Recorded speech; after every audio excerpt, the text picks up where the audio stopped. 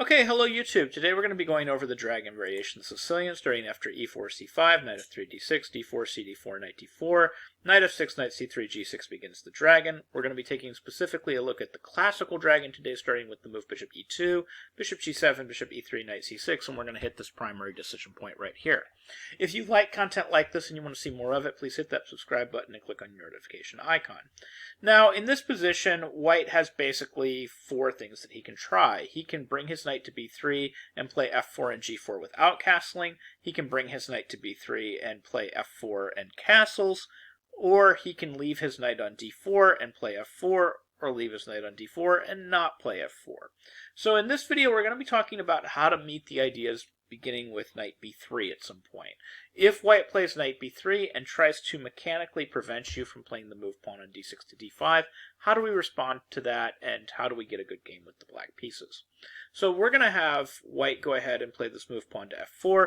He can actually delay playing knight to b3. He doesn't need to play it right away. d5 isn't quite on the table yet anyway. So we're going to castle kingside with black, and now we're going to have white play this move knight to b3. Now when he plays knight b3, he could be playing one of two variations here. He could be trying to attack your kingside without ever castling. He could play g4 and f5, or he could be trying to castle here. And it's very important that you pick a variation that forces him to castle. Now, there was this really famous game, this game that had a huge impact on my understanding of the dragon variation and, of course, my understanding of attacking in chess in general. And it was this game that was played back in 1961 between Robert James Fischer and Samuel Reshevsky, and it was covered in my 60 Memorable Games. Now, in that game, Samuel Reshevsky simply played the move bishop to e6, and this allowed this early attack starting with the move pawn to g4. Now, I've always been very influenced by this game because, of course, this game went very well for Bobby Fischer. But basically the way that this game continued was Reshevsky struck in the middle with the move pawn to d5, Fischer hit back with f5, we have this retreat bishop c8, we have e takes d5, knight to b4, and we're triple attacking this pawn. So we're threatening to take the pawn with either knight d5 or knight fd5, so Fischer holds it with bishop to f3. Now here's the critical moment. After g takes f5, Samuel Reshevsky, Fischer throws in the move pawn to a3. And this is really critical because we're not ready to take on the d5 square. That means that this knight is going to have to come back to a passive square. It's going to have to undevelop to knight to a6 or something like that. And we're going to end up having a bad position for that knight. That knight's going to be out of play. And it's a very dangerous attacking position. We don't want our knight out of play. So after f takes g4, we simply hold this pawn to make sure that this knight ends up out of play. And this turned out to be enough to give Fischer a huge advantage against Samuel Reshevsky. After the move queen d3, e6, castles queenside, knight takes d5, h3. Fischer ended up whipping up a huge attack against black's king and ended up with a huge advantage. So needless to say, I've always kind of wanted to avoid this with the black pieces. So the question is, how do we meet these ideas? How do we meet this idea of early f4 and g4 without the king having castled? Well, we don't play Samuel Reshevsky's bishop to e6, because bishop to e6 kind of allows this idea. And this was something that was even mentioned in my 60 Memorable Games by Fischer himself.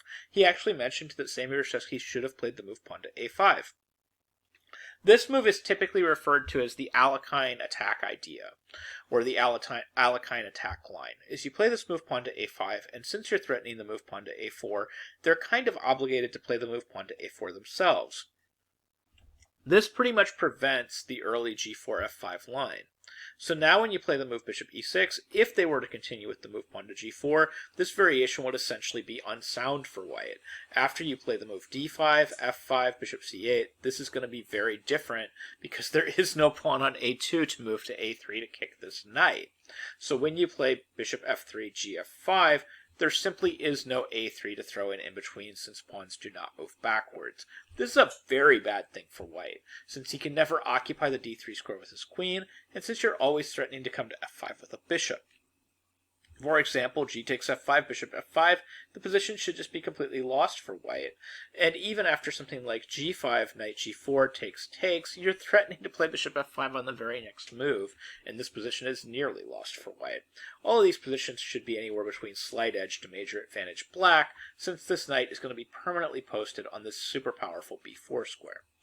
So basically white can't do that. If you play a5 and they play a4 and you play bishop e6, they're going to have to reply with castles kingside. So you can effectively play the same line against knight b3 castles kingside and knight b3 not intending to castle kingside by playing a5, having them insert a4 and forcing them to castle kingside. So you can play the same line for both lines. Now the big question is, what do you do here? Well, normally I'll play rook c8. I like to get some of my sacrifices locked and loaded. I like to set up my knight b4 and d5. And almost invariably, everybody's going to play bishop f3 because they just want to lock down the d5 square and they want to prevent you from doing anything fun at all. They don't want you to play pawn to d5 anytime in the near term. So what do you do here? Well, I like to follow this game of Alekhine versus Malakhov that was played in the year 2000. And he basically came up with this really simple idea. He said, let me just go ahead and maneuver my knight d7 to b6 to c4. And once I get the knight to the c4 square, everything should be fine.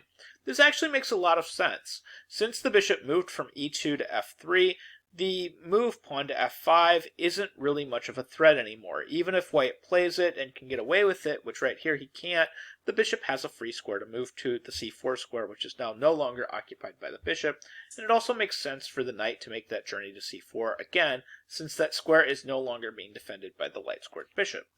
So after, say, rook f2, we're going to play knight b6. We're just going to aim at that c4 square, and we're going to plant our knight there. They're going to play f5, just trying to get us to move our bishop there instead. But we should still move the knight there because it does attack that bishop on e3 with tempo. Bishop c1 is kind of forced, and now we have two options. The move bishop d7, which was played in the game, and I still think is pretty good. And it's also possible, if you're very brave, to give up this dark-squared bishop. And the computer loves this, by the way. It thinks that this is somewhere between slight edge to major advantage black, just giving up this bishop. I have serious doubts. Giving up the dark-squared bishop is always a dangerous thing. After bc3, bishop d7, bishop h6, rook e8, I feel like white has compensation for his messed up doubled pawns. And the fact that black has some really great outposts for his pieces in the form of black's severely weakened dark squares. So I'm a little nervous about this. I think bishop d7 is a little bit better. And then we're going to have bishop to e2, and then we're going to have knight to b4, and black's pieces are just starting to get to really good squares.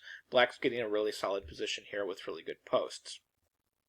Bishop c4, rook c4, queen f1, and here's where I do actually believe that there should have been an improvement in the game. The game actually continued with queen c7, and then after bishop g5, rook e8, black ended up being okay, and he actually did go on to win. Black is definitely no worse in this position. But the move rook c8, just bringing that rook back from that queen attack, seems a little bit stronger. If you play rook c8 here, you're going to just kind of invariably follow things up with the move pawn to d5. And you're not going to be losing the tempo to bishop g5 because the queen is still defending the e7 square. It just seems like the queen belongs on d8 a little bit more than it belongs on c7, especially if our intention is just to play this move pawn to d5. For example, queen e2, d5. Super powerful move here. The whole point being is that if they play something like e takes d5, we would play bishop f5, and our position is nearly decisive. Again, just utilizing this well-placed knight on b4 with this bishop on f5, ganging up to attack on the c2 square. If they play other things, they can end up in a lot of trouble. If, for example, bishop e3, we're going to have d takes c4, rook d1, queen e8 is going to be major advantage black. Or, well, they could do this one other way. They could try fg6, hg6, and this is going to be pretty similar. ed5, bishop f5 should be advantage black.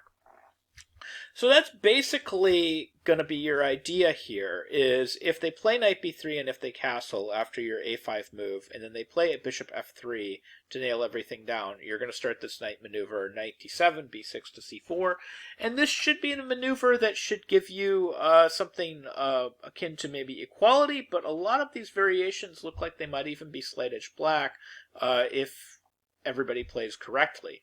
So it looks like black is doing pretty good here. Anyways, I hope you found these ideas helpful. I hope you can use some of these ideas in your own games, and thank you very much for watching.